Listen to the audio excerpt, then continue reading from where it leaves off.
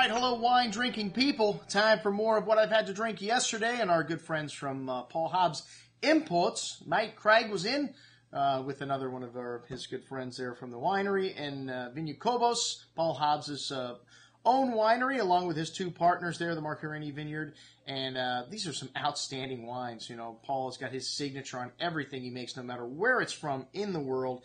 And to me, what that means is incredible balance. You know, he gets wines that have this wonderful richness to them, but still finish, leaving you yearning for a second glass. You know, that is the secret when you make big wines like Paul does. You know, even his entry-level wines, 14.5% alcohol. So, you know, to me, it can be hard to get balance in some of these wines. A lot of these Australian wines that are big and ripe and alcoholic have that problem, but Paul's wines all have that signature freshness to them. And the Vineyard Kobos line, definitely one of the most successful lines coming out of Argentina today, in that $15 to $20 price range, and about 25,000 cases of most of these wines produced, so not a small label at all. And the first wine we had, the Vineyard Kobos Chardonnay. We just reviewed these wines, and you know, I don't know if I'm going to talk about all of them because you've just seen the reviews literally just a few weeks ago come through, or a week or something. But this is from Valle Uco and Luján de Cuyo, this 2012 vintage, 4,000 cases produced. 30% of this wine comes to the U.S. market. This is by far the best market in the country here in South Florida.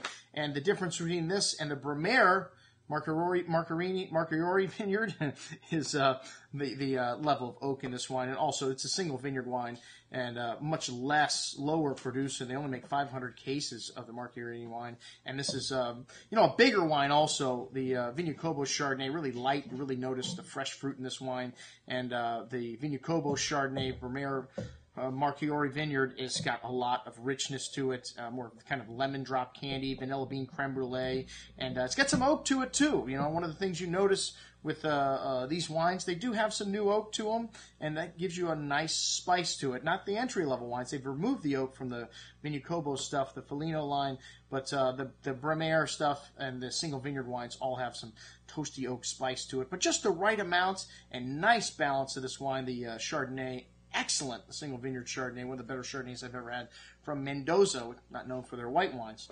The Felino Vineyard Kobos Malbec 2012.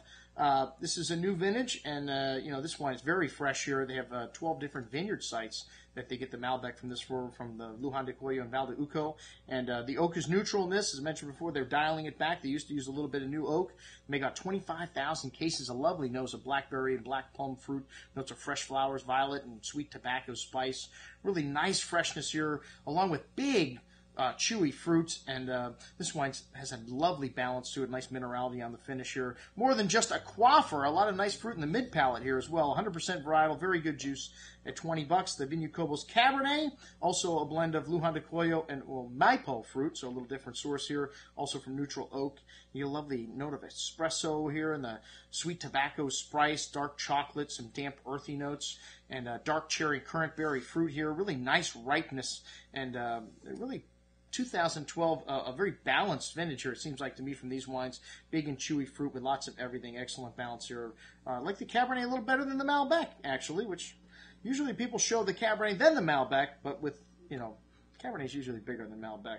Anyways, the Vineyard Kobos Malbec Valle Uco 2011. This is a wine we showed was a big hit at our tasting. And these wines seem to get better and better as I taste them. And, you know, I keep all these wines open for a second day to see how they're going to age. And, you know, this is a wine that needs a little bit of time. Still really big. And 20% of the oak here is new. You get a little bit of that toasty oak spice in this wine. And really nice minerality in this wine. Just a big wine, but still lovely balance in it. This Valle Uco Malbec, a new product. For them, they've changed the lineup here just a little bit. The Bremer Vineyard Kobos Cabernet Sauvignon from Luján de Cuyo.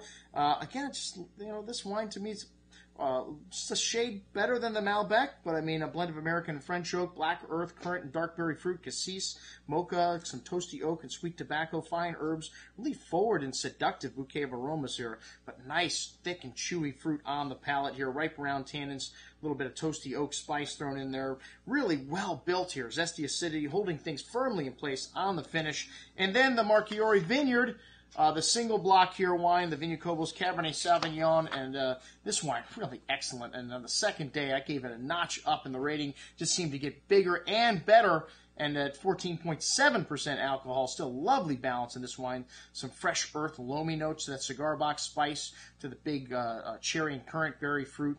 And like I said, even better on the second day, this wine meriting a little higher score here. Most excellent juice, one of the best Cabernets I've ever had from Mendoza. That's what I had to drink with our friends from Viña Cobos. I'm your host, Andrew Lampasoni, signing off for the Wine Watch, saying remember, always drink the good stuff first.